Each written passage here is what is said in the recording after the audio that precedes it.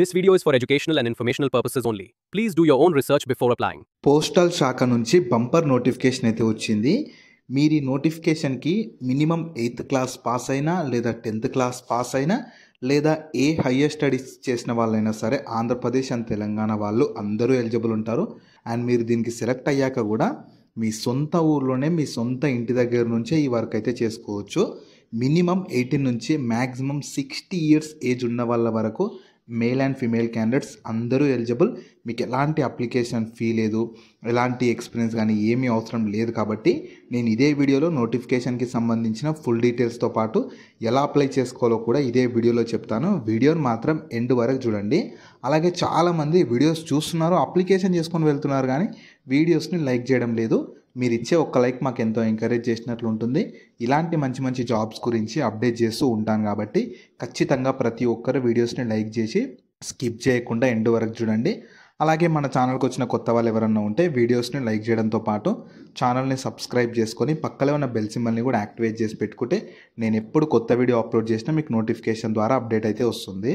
Next డీటెయిల్స్లోకి వెళ్ళే కంటే ముందు రైల్వేలో గ్రూప్ డి ఉద్యోగాలకి ఎలాంటి ఎగ్జామ్ పెట్టకుండా సెలెక్షన్ చేస్తున్నారు. వీటికి కూడా మినిమం 10th క్లాస్ పాస్ అయితే చాలు, ఎలాంటి ఎగ్జామ్ కానీ ఏమీ లేకుండా సెలెక్షన్ చేస్తున్నారు. ఇవి permanent jobs. Andhra Pradesh and Telangana వాళ్ళు అందరూ ఎలిజిబుల్ ఉంటారు.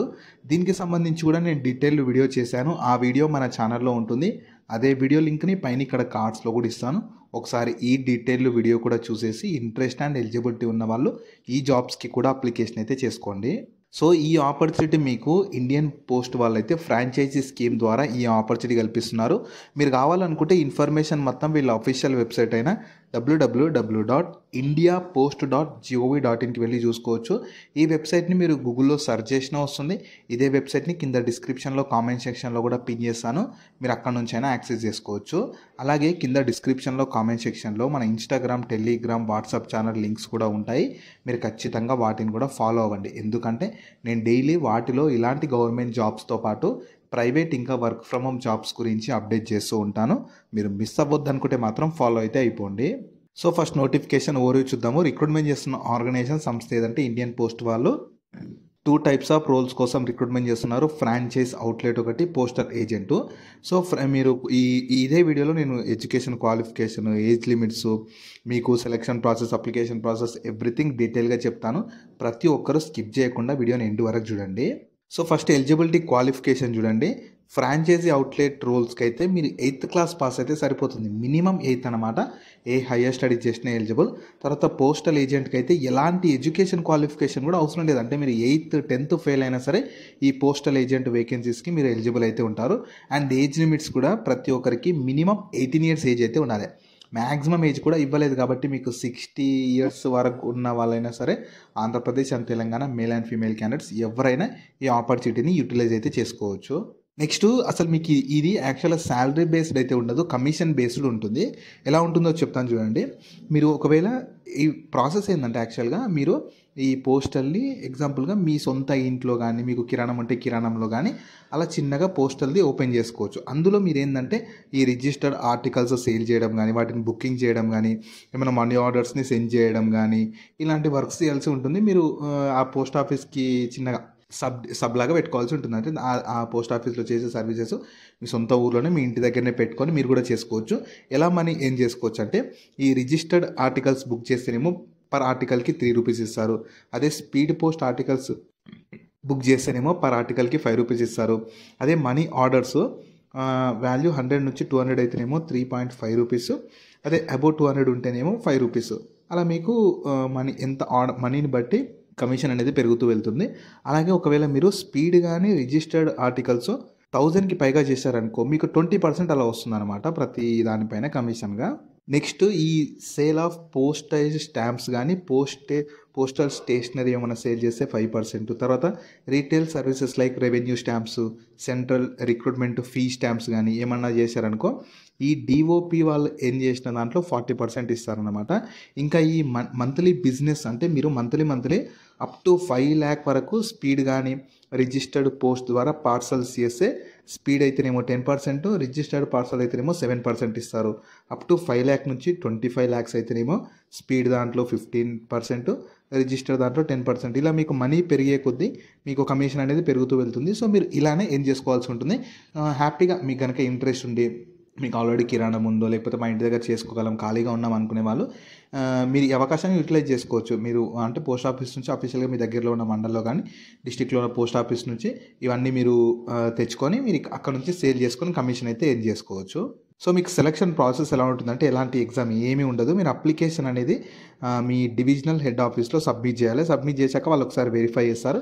వెరిఫై చేసి ఓకే మీరు సూటబుల్ అవుతారు మీకు అంతా ఓకే అనుకుంటే వాళ్ళు మీకు ఒక అగ్రిమెంట్ ఇస్తారనమాట. ఆ అగ్రిమెంట్ పైన సైన్ చేసేసి మీరు మీ వర్క్ని అయితే స్టార్ట్ చేసుకోవచ్చు.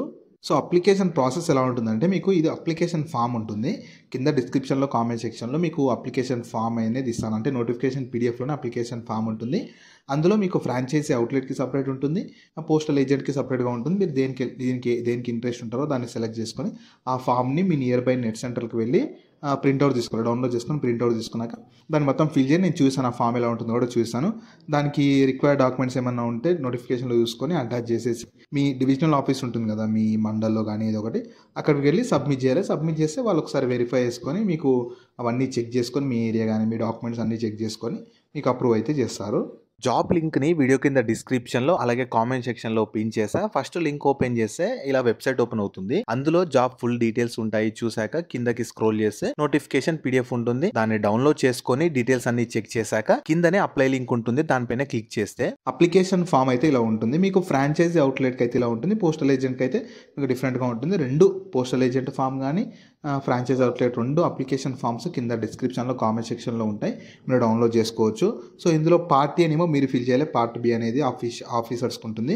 సో మీ నేమ్ బ్లాక్ లెటర్స్ అంటే క్యాపిటల్ లెటర్స్లో నేషనాలిటీ ఇండియా మీ ఏజ్ ఎంత అన్ని ప్రాపర్గా ఇచ్చేస్తూ కిందకి స్క్రోల్ చేస్తే మీకు డిక్లరేషన్ వస్తుంది. డిక్లరేషన్ మొత్తం చదివేశాక ఇక్కడ ఏ డేట్ రోజు చేస్తున్నారు మీ సిగ్నేచర్ ఆఫ్ ద అప్లికెంట్ లేదా ఫ్రాంచైజ్ ఎవరు ఉంటే వాళ్ళు చేసేయాలి. పార్ట్ బి మాత్రం ఆఫీస్ వాళ్ళు మాత్రం ఫిల్ చేస్తారు. మీరు ఓన్లీ పార్ట్ ఏ ఫిల్ చేసి మీ nearby divisional head post office ఉంటుంది అక్కడికి వెళ్ళి సబ్మిట్ చేస్తే సరిపోతుంది. సో ఈ ఆపర్చునిటీ మీకు ఇండియన్ పోస్ట్ వాళ్ళు అయితే ఫ్రాంచైజ్ స్కీమ్ అని చెప్పి ఏంటంటే పోస్టల్ సర్వీసెస్ని అర్బన్ ఇంకా రూరల్ ఏరియాస్లో ఇంక్రీజ్ చేయడానికి ఈ కొత్త ఫ్రాంచైజ్ అవుట్లెట్ స్కీమ్ అనేది తెచ్చారు. మీరు ఫ్రాంచైజ్ స్కీమ్ అనేది తెచ్చారు. మీరు ఏంటంటే మీకు ఒకవేళ మీ ఊర్లో పోస్టల్ సర్వీసెస్ లేకపోతే ఈ ఆపర్చునిటీని మీరు పెట్టారనుకో ప్రతి ఊర్లో కూడా పోస్టల్ సర్వీసెస్ అందించడానికే మెయిన్గా ఈ పోస్ట్ ఆఫీస్ వాళ్ళు ఈ ఆపర్చునిటీ అయితే కల్పిస్తున్నారు. సో మాకు ఇంట్రెస్ట్ ఉంది మేము సేల్ చేసుకోగలుగుతాం మా ఇంటి దగ్గర మా కిరాణం ఉందో లేకపోతే మా ఇంటి దగ్గర పెట్టుకొని అమ్ముకుంటాం అనుకునే వాళ్ళు ఎవరైనా సరే ఈ అవకాశాన్ని యూటిలైజ్ అయితే చేసుకోవచ్చు. సో వీటికి సంబంధించిన లింక్స్ అన్ని వీడియో కింద డిస్క్రిప్షన్లో అలాగే కామెంట్ సెక్షన్లో పిన్ చేసా చూడండి. అలాగే మీ ఫ్రెండ్స్ అండ్ ఫ్యామిలీ మెంబర్స్ అందరికి కూడా షేర్ చేయడం మాత్రం మర్చిపోకండి. మీకు జాబ్స్ గురించి ఎలాంటి డౌట్స్ ఉన్నా సరే కింద కామెంట్స్లో అడగండి. నేను ప్రతి కామెంట్కి రిప్లై అయితే ఇస్తాను.